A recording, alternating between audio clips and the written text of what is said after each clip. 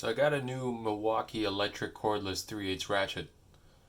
This is part number 2557-20. It does come in a kit with a battery and charger as part number 2557-22. So this says it is 55 foot-pounds of torque. This would be very convenient in tight areas. So let's open this up and take a look at what's inside.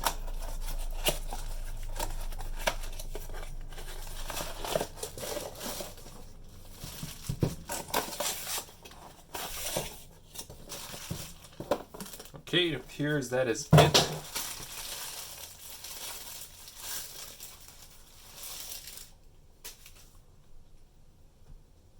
The head is very robust in comparison to the first generation.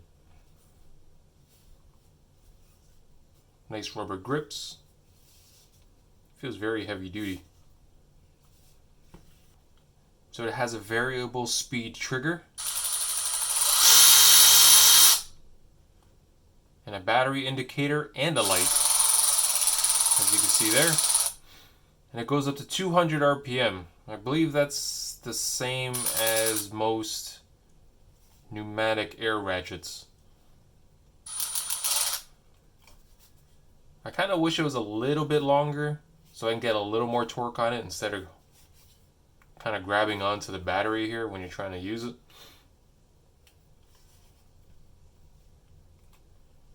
I actually did end up buying a protective boot for it. I would just want to prevent scratches. I want to keep this thing as new as possible for as long as possible. So the part number for the boot is 49-16-2557. Everything will be linked in the description below. Let's get this thing opened up and installed.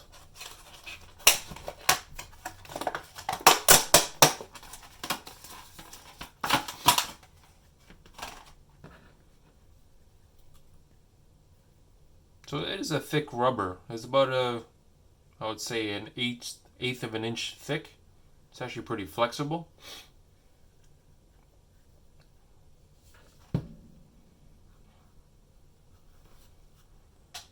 And there we go. The boot is actually less difficult to get on than the impact wrench, which is a plus. But I also don't see myself being able to take this thing off very easily as well.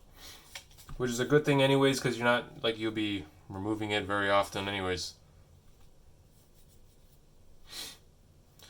So this thing does actually have a locking switch, which I guess you could turn on if you're trying to torque on something and this thing isn't powerful enough to actually break it loose with the motor, which is pretty cool.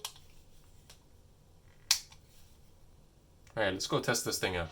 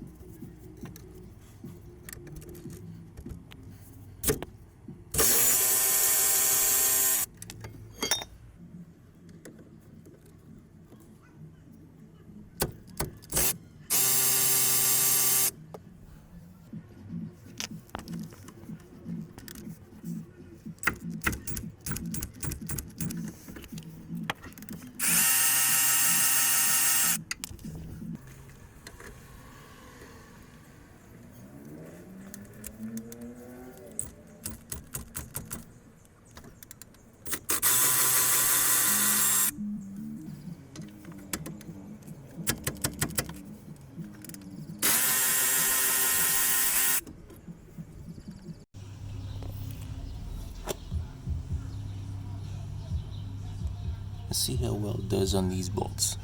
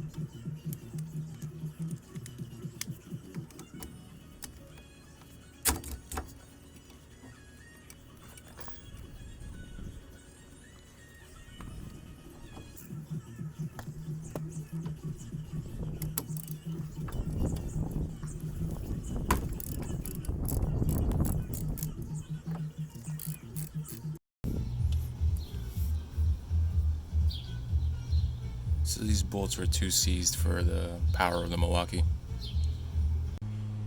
So the Milwaukee Ratchet does have a few flaws here and there. If it was only a little bit longer, like I said, or if it had some type of guard that goes around the battery, so you can use that to crank on it when the power of the motor can't break the nut loose, that would have been perfect. I definitely recommend this to other people. I'll be using this pretty much every time I will be working on a car. Alright, that's it. Thanks guys. See you guys next time.